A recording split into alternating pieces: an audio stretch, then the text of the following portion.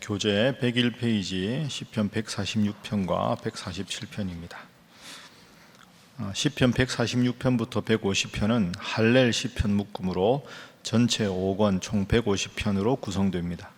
이 시편들은 시편 전체를 오중으로 마감하는 송령의 역할을 합니다.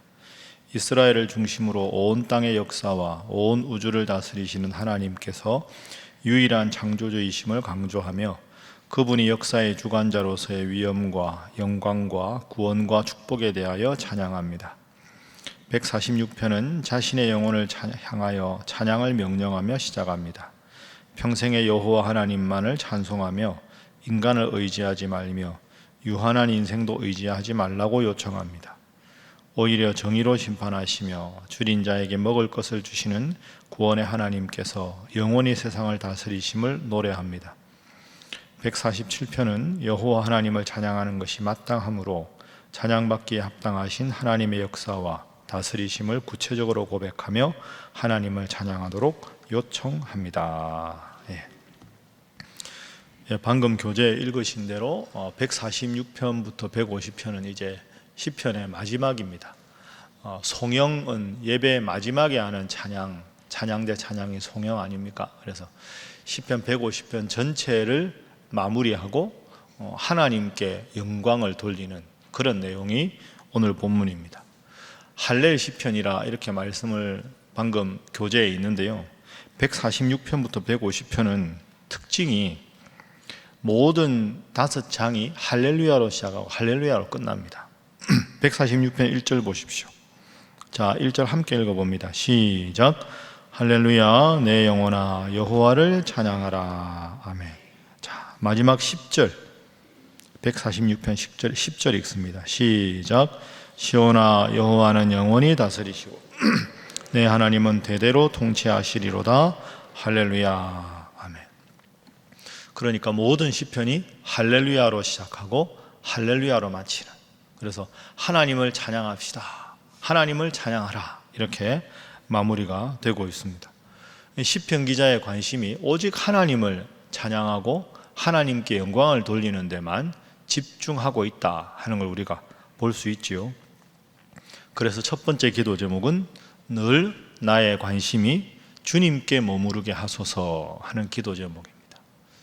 이 시편 기자처럼 우리의 관심이 주님께만 머무르는, 어떻게 하면 내가 오늘도 나의 언행심사로 주님께 영광을 돌릴 수 있을까? 이걸 생각하면서 살아가는 것이 인생의 본분이다.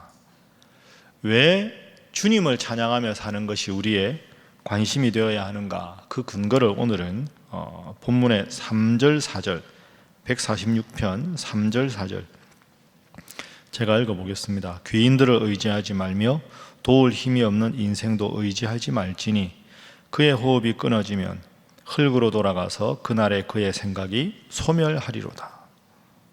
사람들은 하나님을 의지하기보다는 3절에 보면 귀인들, 그 다음에 다른 사람, 인생들을 의지한다. 그런데 시편 기자가 말합니다. 그러지 말아라. 왜? 이유가 4절이지요. 그의 호흡이 끊어지면 흙으로 돌아가서 그의 생각도 다 사라진다.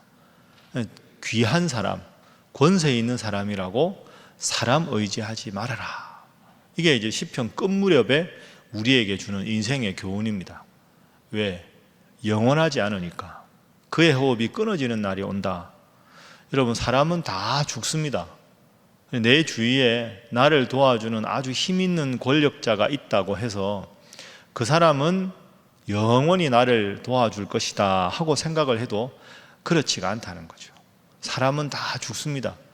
그러면 나를 도와주는 분이 고맙지만 그분이 부모님이든지 권력자든지 돈이 많은 분이든지 명예가 높은 분이든지 간에 그분도 인생에 끝나는 날이 있을 것이다. 그러면 그 사람 인생 끝나면 나를 더 못 도와주는 거 아니냐? 이걸 넓게 보는 것이고, 좁게 보면 사람은 죽어 사멸되듯이 변하지 않을 것 같지만 변화되는 순간이 온다. 철석같이 믿어도 사람은 변질될 수 있고 변할 수 있다. 그러면서 근거로 말하는 것이 5절입니다. 5절 함께 읽습니다. 시작. 야곱의 하나님을 자기의 도움으로 삼으며 여호와 자기 하나님에게 자기의 소망을 두는 자는 복이 있도다. 아멘. 왜 하나님이냐? 6절에 보면 영원히라는 단어가 나옵니다. 여러분, 4절에 소멸한다 하는 말과 6절에 영원하다 하는 말이 대비가 됩니다. 하나님은 영원히 우리를 지키시는 분이니까 그 하나님을 의지하고 하나님께서 내 삶의 주인이 되시고 나를 도와달라고 하는 것이 지혜로운 것이지, 사람은 어차피 죽고 나면 나를 도울 수도 없고 죽고 변화되듯이 살아생전에도 이해관계에 따라서 내 편이 될 수 있고 나의 적이 될 수도 있는 것이다. 그런데 왜 사람 의지하고 힘 있는 사람 의지하느냐? 그게 아니라 할렐루야를 시작하고 할렐루야로 끝나는 146편처럼 우리의 인생이 지금도 하나님께 영광을 위해 살고 가까운 미래도 하나님의 영광을 위해 살고 우리의 죽는 순간까지 하나님의 영광을 위해 사는 것이 영원히 내 편이 되시는 하나님께 관심을 두고 소원을 두는 것이 인생을 지혜롭게 살아가는 것이다. 권세가 10년을 못 갑니다. 권불 10년, 화무 11홍 이런 말이 있지 않습니까? 여러분도 생활하다 보면 야, 저분이 나한테 이럴 줄 몰랐다, 이런 일을 얼마나 많이 겪습니까? 내 배 속에서 태어난 아이들도 내 마음대로 안 되는 것인데 내 마음도 때로는 내가 깜짝깜짝 놀랄 정도로 뜻밖의 생각을 하는 게 내 마음인데 영원히 우리를 사랑하시는 하나님을 믿고 의지하는 것이 가장 인생의 지혜로운 선택이다 하는 것이 오늘 본문입니다. 잘 아는 정답 같은 이야기다 이렇게 생각하지 마시고 다시 한번 마음을 하나님께 두시고 영원하신 하나님을 통해서 인생의 소망을 얻으시고 지혜를 깨닫는 여러분 모두가 되시기를 주님 이름으로 부탁합니다. 자, 두 번째 기도 제목은 힘들고 어려운 자들을 돌아보게 하소서 하는 것입니다. 힘들고 어려운 자들을 돌아보는 성도, 돌아보는 교회. 이게 이제 요즘에 참 많이 등장하는 구절입니다. 146편 7절부터 보면 억눌린 사람들을 위해 정의로 심판하시며 줄인 자들에게 먹을 것을 주시는 이시로다. 여호와께서는 갇힌 자들에게 자유를 주시고 맹인들의 눈을 여시고 비굴한 자들을 일으키시고 나그네들을 보호하시고. 하나님이 이런 분이다. 왜 하나님이 이런 분이라는 소개가 있을까요? 우리도 그렇게 살아야 한다, 이런 뜻입니다.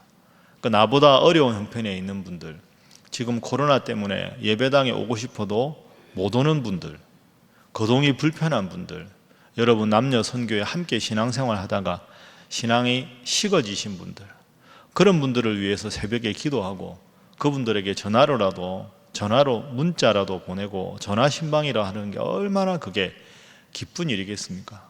그게 정말 우리들에게 필요한 일이다.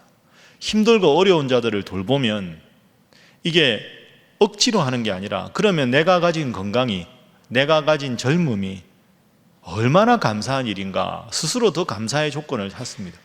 여러분 그런 경우 많이 있지 않습니까? 어려운 사람을 돕는 건 내가 가진 걸 나누는 게 아니라 어려운 사람을 도우면서 더 마음이 풍요로워지고 감사가 넘치게 된다. 이게 나누고 구제하는 것의 기쁨이죠. 그래서 시편 146편에서도 이것을 말씀하고 있는 겁니다. 이번 코로나 사태 때문에 지금 계속 힘들어합니다. 여러분도 기억하실 텐데 우리가 3월 달에 대구 경북 지역에 아주 힘들 때 우리 교회가 이제 이웃사랑 헌금하고 해서 그때 당시에 마스크도 보내고 그 월세 못 내는 교회도 도와드리고, 이 지역의 교회들도 작은 교회들, 상가 교회들은 월세를 못 내니까 예배당에 못 모이니까 그 교회들을 도와드렸습니다. 한 1,000만 원 정도를 썼습니다. 마스크도 뭐 수백 장 보내고 필요한 교회 보내고. 제가 액수를 말씀드려서 그런데요, 그걸 여러분들에게 제가 목회서신으로 알리고 이렇게 보냈습니다, 여러분 기도해 주시고 협력해 주셔서 감사합니다 하고 말씀드린 그 주간에 우리가 예배당에 못 모이니까 온라인 헌금이 이제 일주일에 한 번씩 제가 확인을 할 거 아닙니까? 교회 예산이나 재정을 봐야 되니까 갑자기 헌금이 많아졌어요. 이럴 리가 없는데 하고 제가 보니까 한 분이 이웃사랑 헌금을 3천만 원을 하셨어요. 근데 문제는 제가 여러분들한테 헌금 많이 하라고 하는 게 아니고요, 우리 교인이 아니었습니다. 그분이 우리 교회 등록도 안 돼 있고, 제가 그래 성함을 밝힐 필요가 없어 안 밝히지만 우리 교인이 아니에요. 제가 짐작가는 분이 한 분 있긴 해요. 제가 과거에 미국에 있을 때 같이 신앙생활 한 분과 동명이인인데 확인 안 했습니다. 하나님께 드린 헌금인데 제가 연락처도 없고, 우리 교회 교인이 아닌데 그 설교와 목회 서신을 보고 그 다음 주에 헌금을 하셨어요. 그래서 제가 참 기뻤어요. 야, 하나님 앞에서 우리 교회가 힘든 분들을 도우니까 하나님이 더 많은 걸 갚아주셨다. 이게 신앙생활의 영적인 원리 같습니다. 나도 바쁘고 나도 피곤한데 어떻게 저분들을 도와줘? 그렇지만 도와주면 그것 때문에 내 마음에 더 기쁨이 오고, 하나님은 그런 우리의 마음을 보시고 더 크고 더 위대한 것으로 갚아주시는 분인 줄로 믿습니다. 그래서 앞으로도 교회가 나누는 일, 섬기는 일, 이런 일을 열심히 해야 합니다. 흩어 나누고 구제하는 것이 더 우리가 풍요롭게 살아가는 방식이기 때문이죠. 어제 이제 우리 성동시찰, 우리 이 동네 교회가 16개거든요. 우리 교당 교회, 문화교회, 약수교회, 우리 교회처럼 규모가 있는 교회도 있지만 작은 교회들도 있을 거 아닙니까? 한 상가교회 목사님 교회를 갔어요. 이 동네에 계시다가 상가세를 너무 높여가지고 도저히 감당할 수 없어서 좀 먼 곳으로 가셨어요. 저기 장안동 쪽으로. 멀거든요. 새벽에 제가 갔는데도 한 30분 가까이 걸리는. 새로 이제 조그만한 교회인데 유아실도 놓고 조그만한 식당도 놓고 예배당도 놓고, 얼마나 그거 시설하느라고 힘드셨겠습니까? 그 교회 우리가 도왔던 교회거든요. 월세가 없어서 한 달 월세를 저희가 조용하게 이렇게 내드렸어요. 또 우리 교회 이름만 내면 그러니까 성동시찰 목회자회. 너무 감사하더라고요. 아기자기하게 꾸며서 열심히 목회하시는 모습이 참 아름다웠습니다. 그리고 얼마 전에는 우리 부목사님들이, 우리 지역에 있는 교회 부목사님들이 목사님 교회만 도울 게 아니라 우리도 돕겠습니다. 그래서 부목사님들이 이 지역에 자기들 사례비를 다 이제 얼마씩 이렇게 자원해서 해서 그걸 모았어요. 그게 500만 원이 넘더라고요. 그것도 지금 이제 아주 어려운 교회들 중에서 인터넷으로 방송 설교를 해야 되는데 개척교회가 무슨 그런 시설이 있습니까? 그래서 꼭 필요한 장비를 사는데 좀 모아가지고 한 1,000만 원 정도 해서 작은 교회, 영상 장비가 정말 필요한 교회들, 우리 지역 안에 그 교회들에게 알아서 좀 도와드리기로 했습니다. 여러분, 우리 교회 입장에서는 적은 돈이라는 것 아니지만, 그것도 꽤 큰 돈이지만 그분들한테는 그게 얼마나 큰 기쁨이 되겠습니까? 그러니까 저희 지역의 교회 목사님들 모이면 교회 사이즈는 아무 의미가 없습니다. 그냥 모이면 기쁘고 반갑고 어려운 교회 위해서 기도하고 서로 돕고, 그래 정말 형제처럼 지내다가 어제 왔습니다. 그게 원래 교회가 해야 될 일인 거죠. 주님께서는 어려운 사람, 힘든 사람을 돕는 것이 얼마나 중요한가 오늘 본문에도 말씀하셨습니다. 오늘은 하루 지내실 때 여러분이 전화로라도 기도해 드려야 될 구역 식구는 없는지, 가까이 지내다가 좀 소원해서 한 번쯤 문안 인사하면서 신앙생활 잘 하는지 여쭤봐야 될 분은 없는지 돌아보면서 그분들에게 주님의 섬세한 사랑을, 따뜻한 사랑을 함께 전할 수 있는 여러분들이 되시기를 주님 이름으로 부탁합니다. 자, 세 번째 기도 제목은 섬세하신 하나님을 느끼게 하소서 하는 것입니다. 섬세하신 하나님, 작은 것 하나에도 지켜주시는 하나님. 자, 저를 한번 따라해 보시죠. 섬세하신 하나님, 섬세하신 하나님. 우리는 하나님 하면 영원하시고 위대하시고 창조하시고 큰 스케일의 하나님만이 아니라 아주 섬세하고 작은 것 하나도, 우리의 얕은 숨소리 하나도 지켜주시는 하나님이십니다. 147편에 보면 그런 언급이 나옵니다. 4절에 보시면 예수님이 하나님께서 별들의 수요를 세시고 그것들을 다 이름대로 부르시고, 13절에 보면 너의 자녀들까지도 하나님께서 복을 주시고 9절 들짐승과 우는 사마귀 새끼에게까지 먹을 것을 주시고 16절에 눈을 양털같이 내리시고 서리를 재같이 흩으시고 우박을 떡 부스러기 같이 뿌리시고. 그러니까 이 시편 기자도 하나님의 역사를 아주 섬세하게 묘사하고 하나님도 아주 까마귀 새끼 한 마리에게까지 먹을 것을 주시는 주님, 섬세하신 하나님, 따뜻하신 하나님. 우리가 하나님 하면 아버지 이렇게 부르잖아요. 하나님 아버지. 근데 사실은 하나님 아버지만 되는 게 아닙니다. 그렇죠? 하나님은 하나님이시기 때문에 아버지라고 부를 수도 있지만 아버지라는 단어에만 국한되는 분은 아닙니다. 그러니까 우리가 하나님 아버지 하는 순간 하나님은 엄하시고 꾸짖으시고 위엄이 대단하시고 그것만이 아니라 오늘 본문에 보면 아주 따뜻하시고 아주 섬세하시고 우리를 지켜주시고 보호해 주시는, 여러분도 삶에서 이런 섬세하신 하나님을 느끼면 신앙생활이 얼마나 기쁘겠습니까? 오늘 하루도 살아가실 때 섬세하신 하나님 느낄 수 있기를, 그 은혜 가운데 살아갈 수 있기를 주님 이름으로 축복합니다. 끝으로 제가 한 가지 부탁을 좀 드리겠습니다. 요즘에 이제 코로나 이 사태 때문에 참 한국 교회가 격변기를 겪고 있지 않습니까? 제가 여러분들 다소 좀 어려우셨을 텐데 제가 4주간 코로나19와 기독교 신앙이라는 설교를 지난주까지 했습니다. 제가 6월부터는 설교를 뭘 할까 계속 이제 이 코로나 상황에서 정말 하나님께서 성도들에게 원하시는 말씀의 주제가 뭘까 이렇게 저렇게 기도하고 고민하다가 내일 모레 6월 7일 주일부터는 여호수아서를 설교를 할 겁니다. 여러분, 여호수아는 그 출애굽의 훌륭한 모세가 갑자기 하나님의 부름을 받고, 설교 때 말씀드리겠지, 요단강 건너야지요, 가나안 7족속과 전쟁해야지요, 전쟁한 다음에 땅을 분배해야 되지요, 모세에 대한 그리움은 늘 있지요, 백성들 사이. 그 엄청난 위기 가운데 그 위기를 다 뚫고 가나안 땅을 아주 잘 정복하고 모든 일을 잘 한 인물이 여호수아입니다. 그래서 제가 요즘에 젊은 사람 말로 여호수아에 꽂혔습니다.